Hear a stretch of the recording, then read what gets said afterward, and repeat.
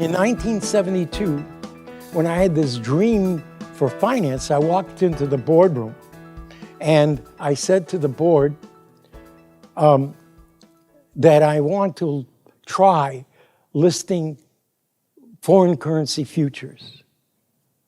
Foreign currency futures, they said to me, wait a minute, that's finance. Yeah.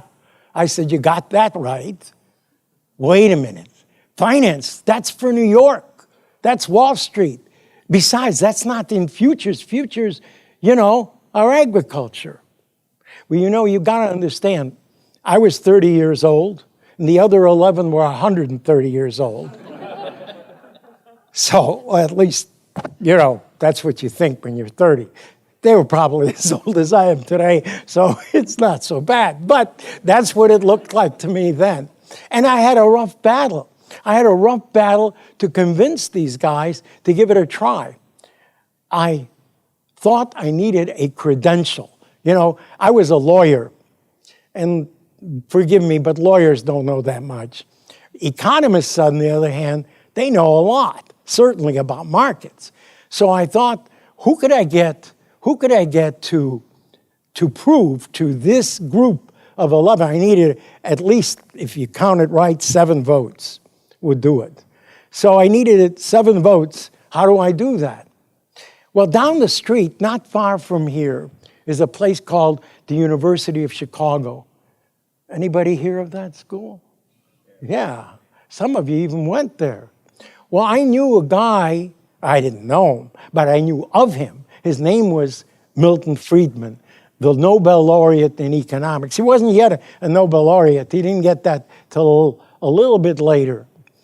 This was the guy who had written about the fact that Bretton Woods, which was a fixed exchange rate system in the world at that time, fixed exchange rates, that meant that the finance ministers of all the world would get together once a year and decide what the dollar is worth versus the yen, the British pound, the Deutschmark, the franc, and so forth. And then that decision would be the way in which business was conducted.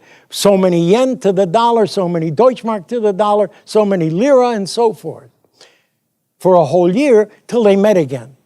Well, Milton Friedman said that isn't possible in a modern world where information flows not by the week but by the minute, and everybody knows the changes in value because somebody did something in Japan, let's say, or something happened in Great Britain that changes the value. I understood that. And that the fixed exchange rate system would come apart. Well, if so, I thought, they would need a futures market to manage that change in value. And so I went and called up Milton Friedman, introduced myself. He knew of me. I said, I want to ask you a question. And we agreed he was leaving for vacation. He would be in New York, and we would meet. And I said to him, please, one thing, don't laugh of what I'm going to ask you. And he said to me, guaranteed, I won't laugh. What is your question? I said, I have this idea for a futures market in foreign exchange. And I want to know if you think that's ridiculous or you think it could work. He said, it's a wonderful idea. You must do it. I said, wait a minute. What did you say? He said, it's a wonderful idea. You must do it. I said, you don't maybe understand. It's not agriculture. He says, I know what foreign currency is. I understand, but people believe that futures are just for agriculture. He says, I don't know why not. It should work the same way. I said, well, no one's going to believe that you said that. Well, just tell him, he said. Just tell him I said that. I said, no, you don't understand. I'm dealing with people who will not believe me. You got to put it in writing.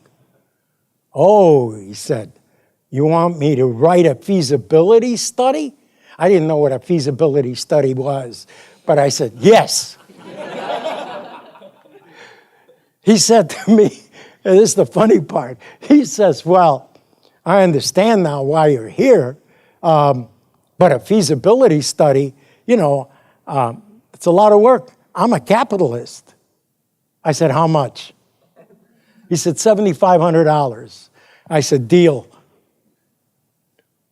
For $7,500, the Merck today is worth somewhere in the neighborhood 20 to 22 billion. $7,500 was the basis of that trade. That's a pretty good trade, I gotta tell you. So he wrote the paper, and I used that paper to go around literally the world, waving my hand with that paper. And that's how the IMM was born. And that's the reason that I could go to Mayor Daley. And that's why we moved the center of gravity to Chicago on finance. Thank you, John.